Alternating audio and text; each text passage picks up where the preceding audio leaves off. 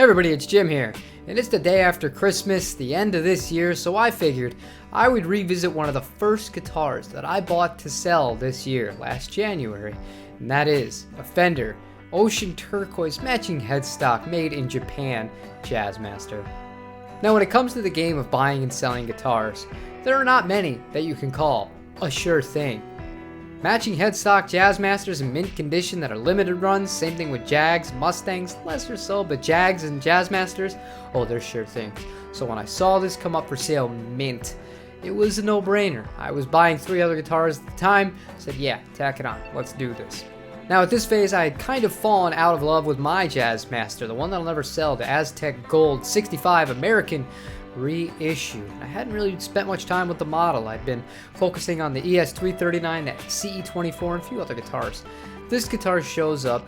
It came with another Mustang, another Telecaster, and a Strat, a 62 Strat in surf green that was very, very nice.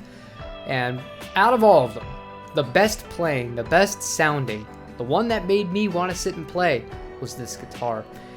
It really drove the point home of how much I was starting to appreciate a bit of a thicker neck. This was one of those ones that had the modern radius to it, but it was labeled as a U.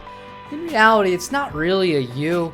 It kind of feels more like just a slightly altered C. Maybe that really is just a U, but when I think of a U, I think of the baseball bats from the 52 Telecasters. This was nothing like that. This guitar played absolutely amazingly, and it broke the stereotype of the Jazzmaster's original bridge is worthless. I don't know where people get this from. If you set your guitar up right and you're not super hammering hard on the strings and you have enough of a break angle coming down from the bridge, you're never going to have them pop out of the saddle.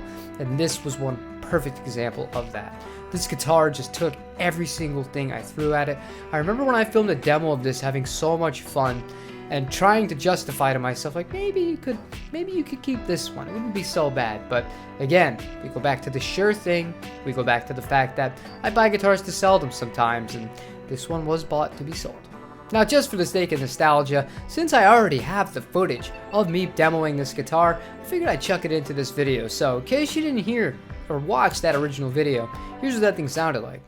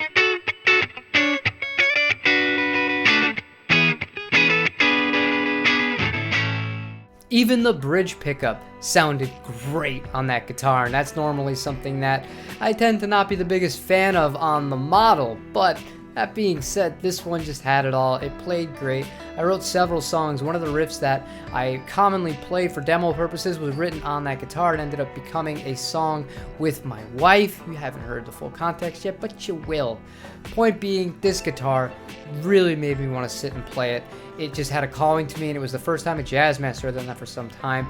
My current Jazzmaster still doesn't do that. I gotta take it to the Plek machine in the next 2 weeks over on the other side of Florida and hopefully get that thing squared away because, yeah, I don't know, it deserves it, and it deserves a proper kind of person to work on fretwork. I don't do frets. But that being said, we're not talking about that guitar for this video. We're talking about the Japanese one, and we are at the end of the video. So, would I rebuy this guitar?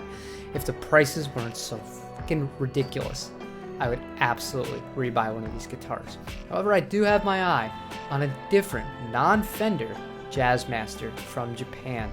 So, we'll have to see how that situation unfolds. If you come across one of these models, I highly recommend you check them out, unless you're paying, you know, over $1,600, $1,700, $1,800 on reverb. I mean, the prices they're outrageous. They're out there for less than that. Just be patient and don't buy from a certain shop in the Northwest who overprices everything they get in Japan.